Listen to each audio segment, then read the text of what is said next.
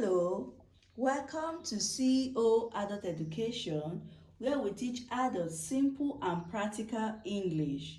So today our topic is KN.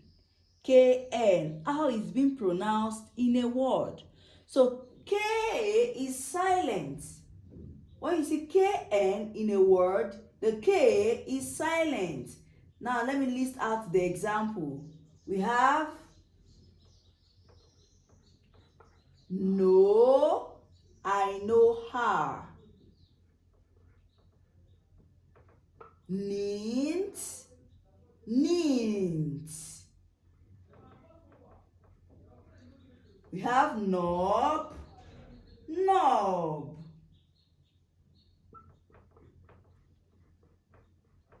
We have knave, knave.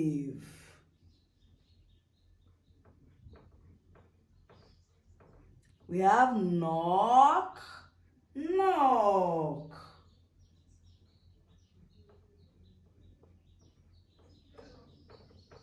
We have knuckle, knuckle. So lastly, we have kneel, kneel. Now let's say it for the last time.